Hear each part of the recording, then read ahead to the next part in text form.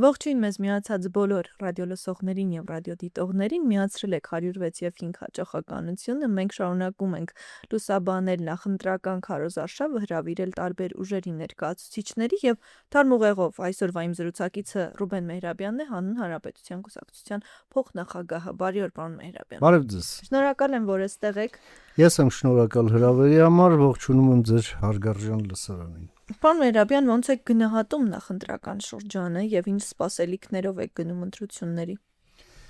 Եթե ընդհանուր նախընտրական պայքարը բնորոշենք, ապա այն զգալի չափով թունավորված է Ռուսաստանի կողմից, ընդ որում թե անմիջականորեն, թե նաեւ իր շահերը սպասարկող սուբյեկտների կողմից, որոնք թյուրիմացաբար շարունակում են այս ընտրապայքարից սուբյեկտ հանդիսանալ եւ պետությունը ցավոք սրտի նրանց անվանելով մի կողմից հանցագործ, թալանչի, գող, մարդասպան, մաֆիոզ, որը քրեական օրենսգրքով սահմանված հանցակազմեր են։ Մյուս կողմից էլ ներողություն արտահայտությանս համար էլ անուղեղ, դոդ, համբալ եւ այլ բնորոշումները, որը հանցակազմ չի պարունակում, սակայն բնորոշում է նրանց ինտելեկտուալ եւ բարոյական մակարդակը, այս ամենն արձանագրելով հարց է թողնում Հայաստանի միջին վիճակագրական քաղաքացու մոտ։ Ինչ անենք մենք այս արձանագրումների հետ։ Առաջանում է, բայց այդ հարցը Իհարկե առաջանում է, որովհետև հարցը առաջանում, եթե այս մարդը հանցագործ է, ինչ գործ ունի ընտրություններում։ Ինչու է նա նախընտրական խոստումներ, հարցազրույցներ եւ ասուլիսներ տալիս, այլ ոչ թե ցուցմունք։ Հա? Տալիս է այդ հարցը։ Եվ լսում ենք պատասխան, որ նրանք բոլորը պետք է գնան բանդ։ Ժամանակ առաջանում է երկրորդ հարցը, իսկ այս 8 տարվա մեջ ինչու նրանք չէին գնում բանդ։ Իհարկե, սա այն դեպքն է, որ ասում են լավ է ուշ, քան ավելի ուշ կամ քան երբեք։ Այդ ամենը ճիշտ է, բայց հարցը մնում է, հասկանում եք։ Այդ դեպքում, երբ որ մենք հենց 8 տարի առաջ էլ, 7 տարի առաջ էլ, 5 տարի առաջ էլ նախորդ ընտրություններին էլ ասում ենք, որ այս մարդիկ անելիք ոչ միայն չունեն քաղաքականության մեջ, այլև երկար տարիներով անելիք ունեն բանտում։ Նրանք պետք է մեկուսացվեն հասարակությունից, ոչ միայն քաղաքականությունից, այլ ընդհանրապես հասարակությունից, որ չթունավորեն մթնոլորտը եւ քաղաքական դաշտը, հայկական քաղաքականությունը պետք է մաքրվի այս ռուսական ժանտախտից։ Մենք ասում ենք եւ շարունակում ենք ասել մինչեւ հիմա։ Մասնակից 19, արդեն 18 ուժերից մենք միակն ենք, որ արձանագրում ենք հետևյալ փաստը։ Անշուշտ, անցած 2 տարիների ընթացքում դե ֆակտո խաղաղության արձանագրմամբ մենք այո զոհեր չունենք սահմանին, պատերազմի սպառնալիքը մի քանի կարգով նվազվել է։ Սրանք փաստեր են։ Բայց բոլոր սոցհարցումները ցույց են տալիս մարդկանց մտահոգող թիվ 1 խնդիրը անվտանգությունն է։ Հիմա հարց է առաջանում, այդ որ սպառնալիքն է, որ մարդկանց մոտ ստեղծում է այն մտահոգությունը, որ մենք խնդիր ունենք անվտանգության հետ։ Որ սպառնալիքն է, որ շանվորթին է սպառնում Հայաստանի քաղաքացուն։ Եվ մենք տալիս ենք այդ սպառնալիքի անունը ի տարբերություն մնացածի։ Այդ սպառնալիքն ունի անուն ազգանուն, աշխարհագրական դիսլոկացիա։ Դա Ռուսաստանն է, դա Պուտինն է իր բանդայով, որն էլ ներկայումս պատերազմ է հայտարարել ըստ էության Հայաստանին։ Այո, այդ պատերազմը ներկայումս հիբրիդային պատերազմ է, բայց ես բազմից մամուլի հետ շփումներիս ժամանակ ասել եմ, պետք է կրկնեմ, հիբրիդային պատերազմ բառակապակցության մեջ առանցքային բառը պատերազմն է, այս պատերազմ վարում են թշնամիներ, այլ ոչ թե մեր հարգելի գործընկերները, հա, ինչպես դաշնակիցները կամ դաշնակիցները։ եւ այլն։ Պարոն Մերաբյան, ճիշտ եմ հասկանում, այսինքն, որ խորհրդանական ընդդիմությունը մշտապես իշխանությանը քննադատել է արածների համար, օրինակ հող հանձնելու համար, պատերազմ հրահրելու համար եւ այլն շարք կարող են իրենք ավելի լավ թվարկել, բայց դուք մեղադրում եք չարածների համար։ Տեսեք, այդ մեղադրանքները տեղավորվում են այն ժողովրդական հայ ժողովրդի մեջ տասնամյակներով եկած այն մի բնորոշմանը, հա, որ ասում են ռուսի շար, դա այն է, ինչով զբաղված են այդ ձեր ասած թյուրիմացությունները, հանցագործները, որոնք այսօր հակել են քաղաքական ուժի, այսպես մի պատմուճան եւ ընկել մեյդան իրենց ծանծաղամիտ մտքերով ու ուղեղներն անջատած փողեր են վատնում իրեն։ Ինչի համար ապականելու, հարամելու, թունավորելու մթնոլորտը, որովհետև դա է բխում Ռուսաստանի շահերից։ Դա թելադրված է Ռուսաստանի կողմից եւ Ռուսաստանը դա էլ բավարար չհամարելով դա անում է նաեւ անմիջականորեն բոլոր մակարդակներում, սկսած այն հերոստատեսային հակասանիտարական պրոպագանդիստներից մինչև նախագահի պաշտոնը զբաղեցնող այդ մանկապիղծ հանցագործնել հետը նախագահը կոչվում, որը հիմա հետախուզման մեջ է եւ համաձայն Հայաստանի միջազգային պարտավորությունների նա որ եկավ Հայաստան նա պետք է ձերբակալվի եւ հիմա մեր խնդիրն է որ նաեւ նրանց պրոքսիները Հայաստանում Հայաստանի հողի վրա անելիք եւ տեղ չունենան միակ տեղը լինի բանտը իսկ դա պետությունը պետք է ապահովի որը չի արել այո չի արել եւ մենք դրա մասին ասել ենք ասում ենք եւ ասելու ենք իսկ նաեւ մենք այս ձեր կողմից ընձեռած այս հնարավորության շնորհիվ նաեւ ես ինչի համար շնորհակալ եմ դիմում եմ մեր ընտրողին մասնակցել մաս դառնալ այս անդիմափոխության process-ին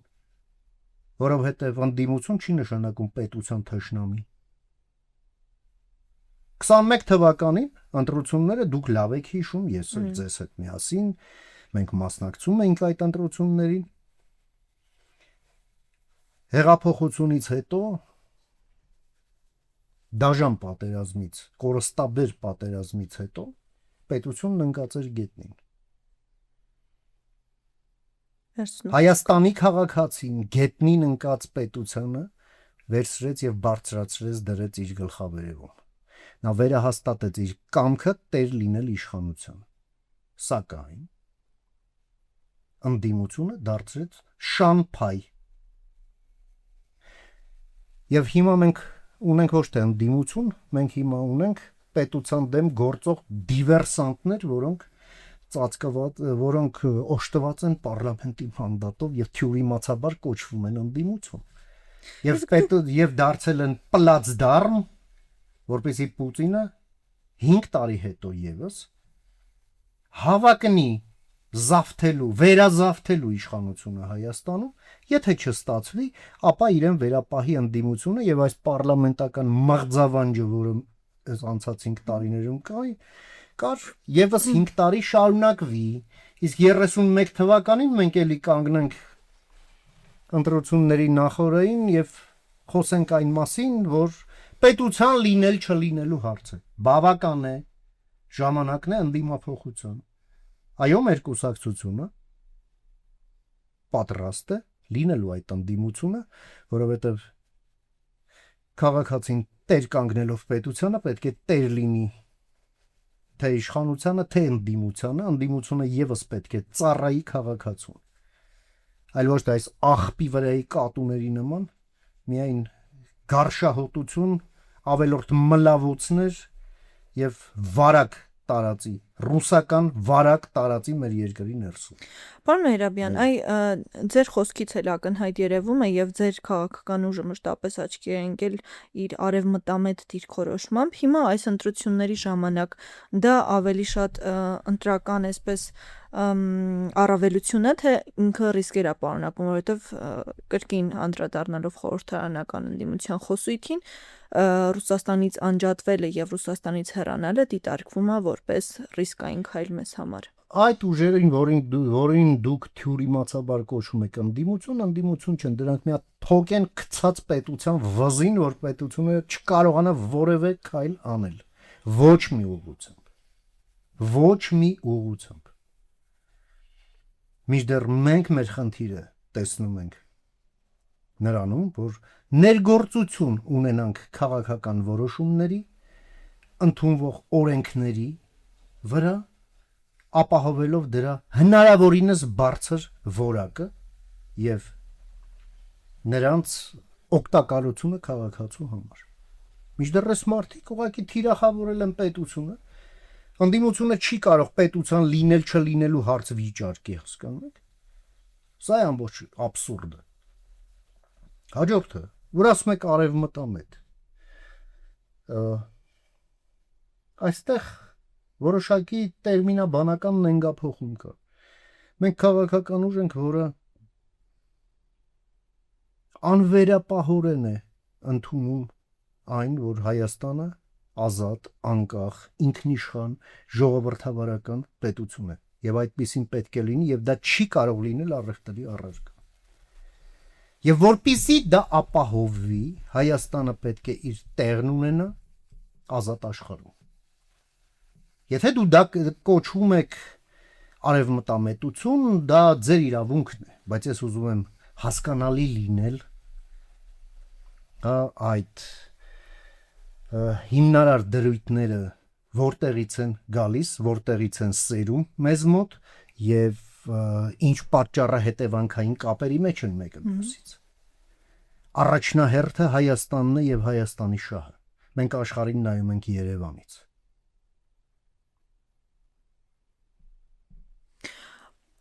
Իսկ ո՞րն է ձեր հիմնական առաջարկ ընտրողին։ Մեր հիմնական առաջարկն է ընտրողի հենց կարճաժամկետ հունիսի 7-ի համար տեր կանգնել ընդդիմությանը։ Սա առաջնահերթն է։ Եվ երկրորդ ավելի երկարաժամկետ հեռանկարում, մասնավորապես առաջիկա 5 տարվա մեջ, Հայաստանը պետք է խորացնի իր գործընկերությունները, որը արդեն իսկ հաստատել է այն երկրների հետ, ում հետ արդեն մենք ֆիքսել ենք շահերի, նպատակների եւ արժեքների ընդհանրություն եւ դրանք հասցնել դաշինքի խորության։ Մենք տեսնում ենք, որ հիմա ապրում ենք տուրբուլենտ աշխարհում, երբ նախկին աշխարհակարգը այլևս չկա, նորը դեռ չկա։ Դեռ չկա։ Այո, դեռ չկա եւ այս տուրբուլենտությունը դեռ համեմատաբար երկար ժամանակ էլ դեռ շարունակվելու է։ Իսկ Հայաստանի անվտանգությունը պետք է ապահովի այսօր, վաղը, մի շաբաթվա մեջ, մի ամսվա մեջ, մեկ տարվա մեջ, եւ Հայաստանը այդ կայունությունը պետք է ապահովի երկկողմ գործընկերություններով։ Հաշվի առնելով այն, որ այս տուրբուլենտ ժամանակաշրջանում բազմակողմ ֆորմատների ճգնաժամ է, օբյեկտիվորեն։ Եվ այդ բազմակողմ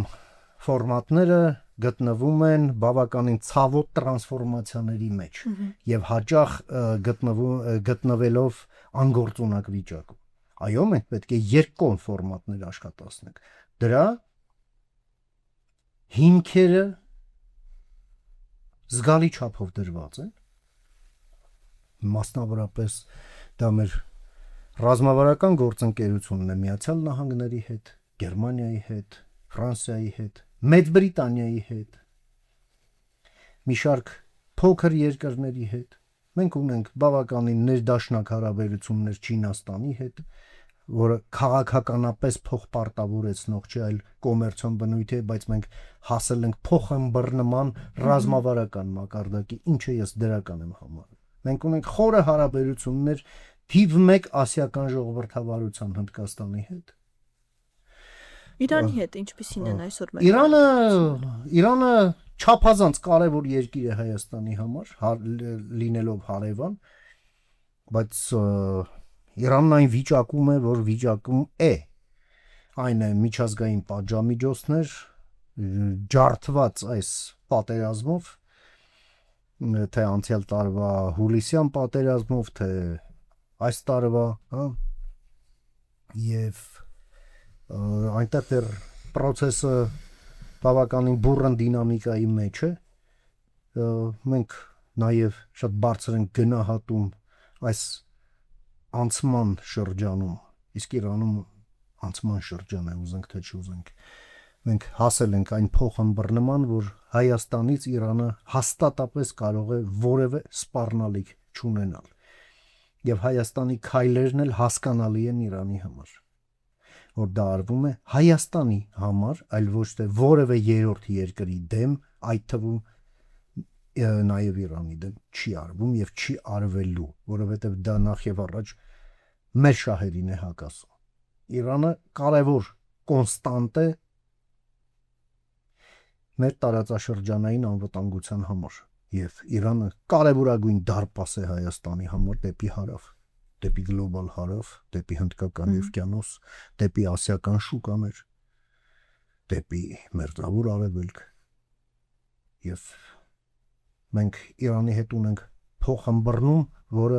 ռազմավարական շատ խորը փոխըմբռնում, որը շատ թանկ է մեր համար եւ այն միտված է դեպի ապագա։ Իսկ հիմա դեռ դժվար օրեր են, թե Իրանի համար, թե հայ-իրանական հարաբերությունների համար։ Պարոն Մերաբյան, Ադրբեջանի մասով խոսենք։ Արդյոք տնտեսական կապեր ստեղծելը Ադրբեջանի հետ մեզ օգնում է նվազեցնել պատերազմի ռիսկերը։ Այո։ Եվ այսօր դա ամենագործուն գործիքն է Ադրբեջանից եկող պոտենցիալ վտանգները զսպելու եւ կառավարելիության հունի մեջ պահելու համար։ Այո, մենք Ադրբեջանի հետ այս նախաստորագրած խաղաղության պայմանագիրը պետք է օր առաջ ստորագրենք։ Երկրորդը, մենք պետք է այդ փոխկապակցվածությունը ստեղծենք Ադրբեջանի եւ Հայաստանի միջեւ, նաեւ Հայաստանի եւ Թուրքիայի միջեւ, խորացնենք այն փոխկապակցվածությունը, որը կա Վրաստանի հետ, այնքանով ինչքանով հնարավոր է նաեւ Իրանի հետ։ Դա կայունություն է մտցնում մեր տարածաշրջանում եւ կանխատեսելիություն մեր հարաբերություններում։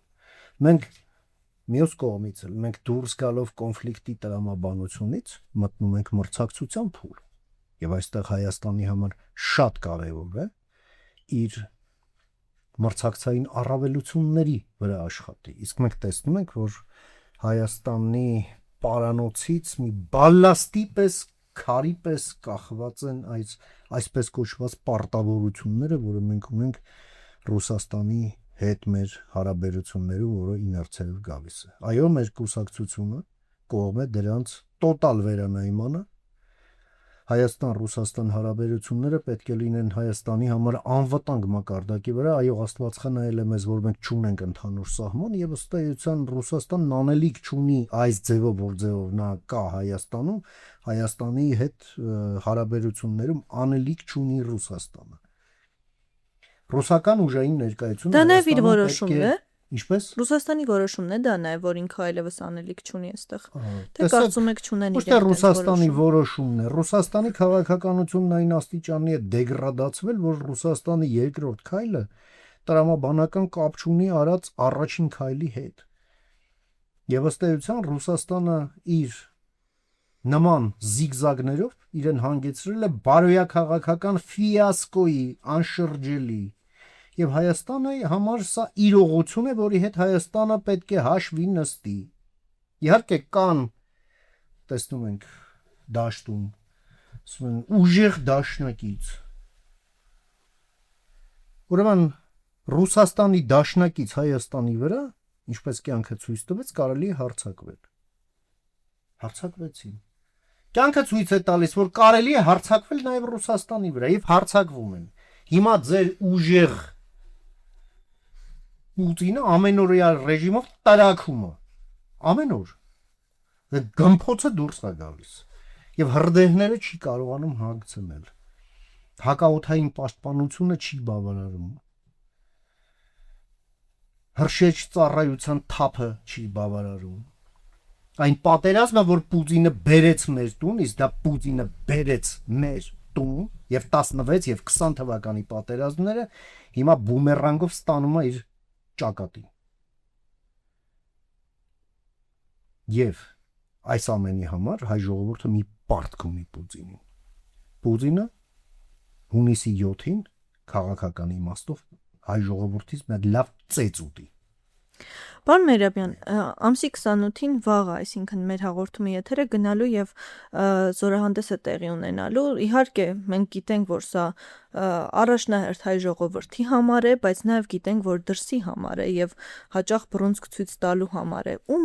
Ում ենք ցույց տալիս դա Ադրբեջանին, Ռուսաստանին, այ Ռուսաստանի մասին շատ խոսեցինք։ Պետք է որ իրենք էլ իմանան մենք ինչ ենք արել 20-ից հետո։ Գիտեք ինչ։ Եվ արել ենք թե ոչ։ Բնության մեջ էլ է այդպես։ Վարդը որ վարդը, էլի որեն փշեր կան, որ էշերը չուտեն։ Հասկանում եք։ Հեռու մնան։ Մենք այո խոսում ենք խաղաղությունից, ուզում ես խաղաղություն, պետք է պատրաստ լինես նաև այդ խաղաղության համար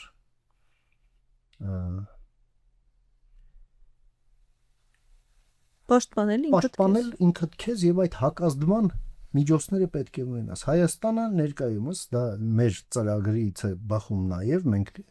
որպես կուսակցություն առաջարկում ենք բյուջետային ստանդարտներ, հա, որ Հայաստանը պետք է օրենքով ամրագրի, որ պետք է ռազմական ծախսերը լինեն ոչ պակաս քան 5%։ Դա նաև ՆԱՏՕ-ի ստանդարտն է, ժամանակակից, որը արդեն ներկայիս այս տրանսատլանտյան հարաբերություններում կոնսենսուսի է վերածվել։ Իդեպ նաև կրթության համար ոչ պակաս քան 6%, առողջապահության համար ոչ պակաս քան 7%, գիտության համար ոչ պակաս քան 2%, ընդորում այսպես հեռահար նպատակ դնելով 3-ի հասցնել գիտության համար, այո։ Հայաստանը այո պետք է այն ոզնու նման լինելով փոքր, օժտված լինի փշերով, որ ուղղակի անհեռանկարային լինի ցանկացած միտք Հայաստանի հետ ինչ-որ ուժի դիրքերից հարցեր լուծելը։ Իհարկե կա վտանգ, որ հաշվի առնելով Հայաստանի աշխարհագրական դիրքը, մեր հարևանները կարող են դիսկրիմինացիոն մոտեցումներ ունենալ մեր հետ տնտեսական հարաբերություններում, Հայաստանին այսպես լուսանցք մղելու ձգտմամբ։ Մենք այդ ամենը, այդ գայթակղությունները այո կոմպենսացնում ենք այն ռազմավարական գործընկերություններով, որը ես արդեն ասացի, որը այս տարածաշրջանային այդ արկա դիսբալանսը, հա, կոմպենսացնում է։ Եվ նաև այո փոխկապակցվածության ստեղծումը մեր հարևանների հետ։ Մենք պետք է դա էլ օգտագործենք նման պրակտիկան ուղղակի թույլ չտալու համար։ Այո, կրկնում եմ, կոնֆլիկտի տրամաբանությունից դուրս գալով մենք մտնում ենք մրցակցության ժամանակաշրջան, ինչը նշանակում է մենք մեր մրցակցային դիրքերը պետք է այսպես տոնուսի մեջ պահենք եւ այս մրցակցության մեջ մենք չլինենք պարտվող։ Իսկ իհարկե ցանկալին այն է, որ այս միջին միջանցքը, որը կենտրոնական Ասիան կապելու է ցամաքով Եվրոպայի հետ, շրջանցելով Սուեզի ջրանցքը եւ Ռուսաստանը, Հայաստանը այստեղ ունի բոլոր նախադրյալները առանցքային դեր ստանձնելու, ընդ որում թե տարածաշրջանային մակարդակով, թե միջմայրցամաքային այս կոմունիկացիայի համատեքստում։ Իսկ այստեղ պետք է ներքին ամրություն, ելի գալով բանակի թեմային, այստեղ պետք է նաև ինստիտուցիոնալ ամրություն, իսկ այստեղ մենք պետք է հասկանանք, որ ժողովրդավարությունը պետք է լինի բռունցքներով, ներսը պետք է լինի մաքուր, տարբեր գործակալական ցանցերից եւ ներգործություններից, Հայաստանը պետք է լինի ամուր զինված ժողովրդավարություն։ Իդեպ մեր ծրագրային կարևոր դրույթներից մեկն է նաև համապարփակ պաշտպանության եւ անվտանգության համակարգի ներդրումը։ Դրա միջազգային փորձը կա, այդ հեռանկարային գործընկերներն են մեր այդ առումով բացյան երկրները, Ֆինլանդիան, որոնք եւս լինելով փոքր, կոմպակտ երկրներ, Ֆինլանդիայի դեպքում մեծ տարածքով, իսկ ասենք Էստոնիայի դեպքում փոքր տարածքով, նաև Հայաստանից 3 անգամ քիչ բնակչությամբ, այնուամենայնիվ այդ համակարգը ստեղծել են եւ այդ համակարգը Ֆինլանդիայում տասնամյակներով ապացուցել է իր գործունակությունը, նույնը Հայաստանի պարագայում է լինելու, մանավանդ Հայաստանն էլ ունի շահեկան թե ավանդույթներ, հա, այդ երկրապահի ավանդույթը, չէ՞, տարածքային պաշտպանության ավանդույթը, թե ինքնապաշտպանության ավանդույթը, եւ հիմա այս ամենին պետք է տալ ժամանակակից ինստիտուցիոնալ հիմք, ժամանակակից մարտական պատրաստություն ՆԱՏՕ-ի ստանդարտներով, մոտիվացիա, որի հիմքում իհարկե հայրենասիրությունն է, որը հաստատապես մեր ժողովրդի այսպես կարևորագույն առանձնահատկություններից մեկն է, դարերից եկած, այն է ինչ մեզ պահել է, եւ այո, հիմա այս ամենը պետք է արդի ինստիտուցիոնալ ձևերով եւ ձևաչափերով պետք է կազմավորվի եւ դրվի ի նպաստ մեր հայրենիքի։ Շնորհակալ եմ ձեզ։ Ես ապշեմ։ Թարմ ուղեղով զրույցն եք լսում կամ դիտում, իմ զրուցակիցը հիշեցնեմ Ռուբեն Մեհրաբյանն էր, Հանուն Հանրապետության կուսակցության փոխնախագահը։ Շարունակեք հետևել մեզ եւ անպայման գնացեք ընտրությունների։ Կհանդիպենք։